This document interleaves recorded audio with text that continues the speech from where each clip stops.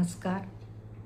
मी आज आपल्याशी चर्चा करण्यासाठी एक विषय घेऊन आली आहे. तो विषय सगळीकडेच पसरलेला आहे. सगळ्यांच्या सध्या चर्चेचा तो एक विषयच झालेला आहे. आपण जनरली म्हणतो बघा, मुलापेक्षा मुलगी बरी, उजेड पाडी दोन्ही घरी. मला असं वाटतंय की आता कलियुग आहे. कलियुगात सर्व गोष्टी उलट होत आहेत, सरळ होत नाही आहेत. तसं मला तर वाटतंय मुलापेक्षा मुलगी बरी न अंधार करी दोन्ही घरी. कारण तुम्हीच सांगा, सून पण एक मुलगीच असते. ती सुद्धा सासू सासऱ्यांचं म्हणावं तशी सेवा करत नाही, किंवा तिला म्हातारी माणसं घरात आवडत नाहीत. हे सत्य आहे, सत्यच आहे. आणि दुसरी गोष्ट, हल्ली मुलींनाही नकोसं झालंय हो. कारण त्या सासू सासऱ्यांनाही सांभाळत नाहीत आणि आई वडिलांकडेही बघत नाहीत. आता जे सोनीपतमधील वृद्धाश्रमात जे ग्रस्त वारले, जे मृत्यू पावले, तुम्ही सांगा, त्यांच्या जे 3 मुली होत्या, त्यांनी काय सासू सासऱ्यांना ठेवून घेतलं असेल का घरात? जी बाई स्वतःच्या मायबापाला ठेवून घेत नाही, तुम्हाला वाटतं ती सासू सासऱ्यांना ठेवून घेतली असतील तर तिघींनी 3 घरं उद्ध्वस्त केले असतील? म्हणजे किती बघा, नवऱ्यांना त्यांनी किती काबूत ठेवलेलं आहे. जर नवरे, पुरुष मंडळी एवढी खडूस नसतात जेवढ्या बायका आहेत.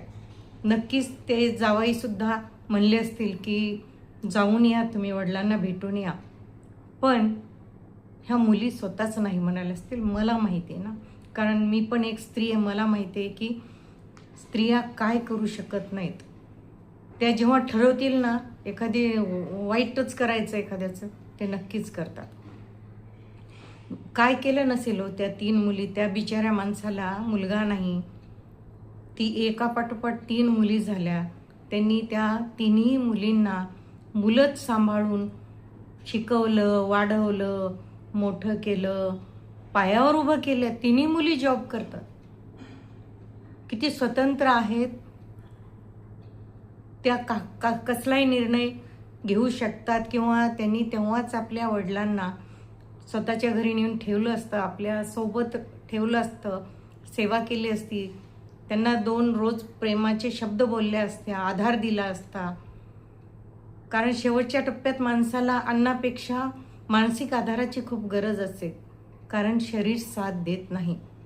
पण ह्या मुली किती दुष्ट. अहो, ते ठेवून तर घ्यायचं सोडूनच द्या, पण भेटायला पण नाही गेलेल्या. काही दिवसापूर्वीच त्या वृद्धाश्रमाच्या मालकाने फोन केला होता की बघा, तुमचे वडील थोडंसं आजारी आहेत, भेटायचं असेल तर येऊन भेटा. पण त्यांना वेळ मिळाला नाही वडिलांना येऊन भेटायचं. आणि जेव्हा ते ग्रस्त वारले तेव्हाही कळवलं, किंवा तुमचे वडील मृत्यू पावलेले, तुम्ही येऊन भेटा, बघा का शेवटचा विधी तुम्ही पार पाडा, तुमच्या हातानेच पार पाडावं. आणि खरं आहे ना, आपल्या संस्कृतीत, हिंदू संस्कृतीत लिहिलेलंच आहे, आईवडिलांच्या खांदा लावून चालणारी जी मुलं असतात, मुली असतात, त्यांनीच खांदा द्यायला पाहिजे.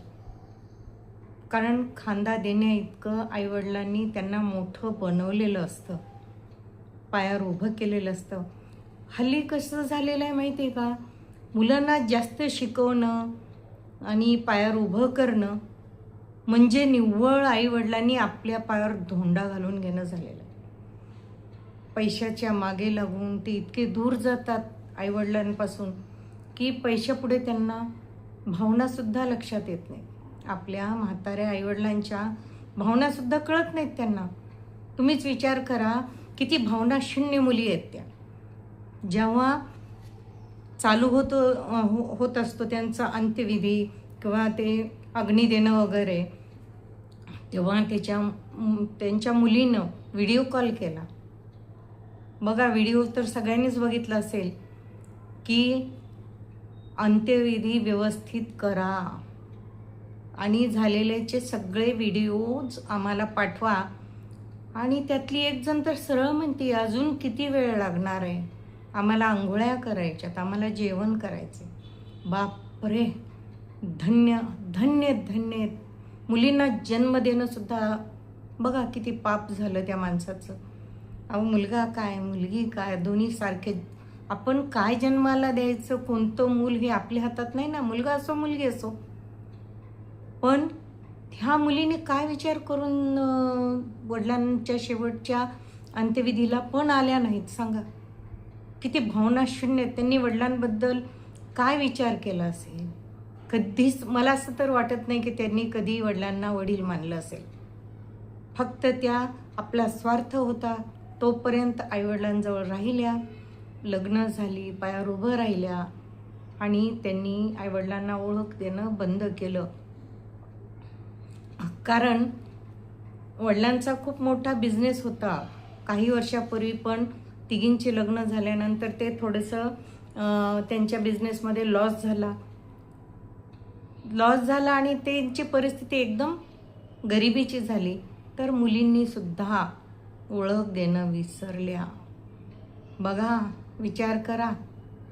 आणि खरं सांगू का, जे 60+ आहेत ना, त्यांना ही घटना ऐकून झोप येत नाही आहे, दुःख होतं आहे. अरे आपलंही काय उद्या, आपण पण त्याच समाजातले आहेत. आपली मुलं पण उद्या काय करतील माहिती नाही. तुम्ही सांगा, ते ग्रस्त म्हणजे काही एकटं त्यांच्याच घरी झालं आहे किंवा ही घटना त्यांच्याशीच आहे असं नाही. उद्या आपल्यासोबत पण होऊ शकतं. ते समाजाचं एक ज्वलंत उदाहरण आहे, समाजाचा आरसा आहे. कारण उद्या वेळ माहिती नाही, कोणती येईल, कोणावर येईल सांगता येत नाही. आणि आज जी मुलं आहेत ना आपली, सध्या आपण ठीक आहे, चांगले मुलांचे आईवडिलांचे नातं खूप चांगले, पण उद्या कधी बिघडेल आणि कधी मुलं आपली आपल्याला घराबाहेर काढतील सांगता येत नाही. म्हणून आता मुलींना काही तुम्ही अबला समजू नका. त्या मुलांपेक्षा जास्त सबला झालेल्या आहेत आणि त्यांच्यात सुद्धा मातृत्वाची भावना राहिलेली नाही. स्त्रीमध्ये सुद्धा मातृत्व शून्य झालेले आहेत स्त्रियासुद्धा. कारण ह्या तिघींनी मुलांना जन्म दिला असेल, त्यांच्यात मातृत्व असेल, आई झाल्या असतील, तरी त्यांना त्यांच्या वडिलांची माया आली नाही. धन्य हो. मला इतके वर्ष मला स्वतःला मुलगी नाही, वाईट वाटत होतं. मला मुलगी पाहिजे होती. कारण सगळे म्हणतात की अंत्यविधीच्या वेळेस मुली रडतात, तेव्हा समजतं की खरंच मुलगी असणं किती गरजेचं आहे. मुलींना दुःख होतं, पण अहो हे कलियुग आहे. कलियुगातल्या मुलींना कसलंच दुःख होत नाही. विचार करा. काही तुम्ही मुलींच्या बाबतीत फार मन हळवं करण्याची अजिबात गरज नाही आहे. कधी कधी मुलींपेक्षा मुलंच बरी अशी म्हणायची वेळ येईल. कारण मुलगी, सून पण एक मुलगीच आहे आणि आपली स्वतःची मुलगी पण एक मुलगीच आहे.